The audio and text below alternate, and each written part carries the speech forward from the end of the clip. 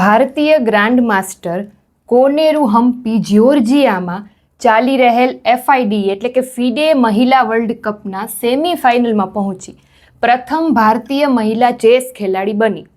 ત્યાર પછી બીજો મહિલા કબડ્ડી વર્લ્ડ કપ 3 થી 10 ઓગસ્ટ દરમિયાન હૈદરાબાદમાં યોજાશે. એ પહેલાં બિહારમાં યોજાવાનો હતો પણ લોકેશન ચેન્જ થઈ ગયું, હવે હૈદરાબાદમાં યોજાશે અને એમાં 14 દેશના ખેલાડી ભાગ લેશે.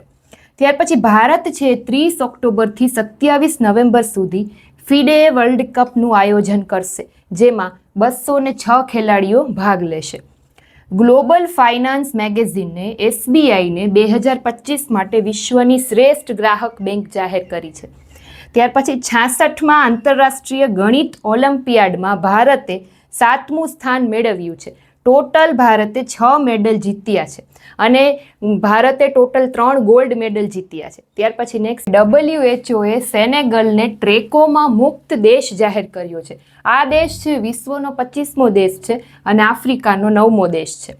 ચીને બ્રહ્મપુત્ર નદી પર વિશ્વનો સૌથી મોટો હાઇડ્રો પાવર ડેમ બનાવવાનું કામ શરૂ કર્યું છે. આ જે ડેમ છે એ તિબેટના નિંગચી શહેરમાં બનાવવામાં આવી રહ્યો છે. ત્યાર પછી ફિલ્મ દિગ્દર્શક ચંદ્ર બારોટનું 86 વર્ષની વયે મુંબઈમાં અવસાન થયું છે. 1988માં એને અમિતાભ બચ્ચનની એક ફિલ્મનું દિગ્દર્શન કરેલું હતું. તો તમે કમેન્ટ કરીને કહેજો કે ફિલ્મ અમિતાભ બચ્ચનનું કયું હતું.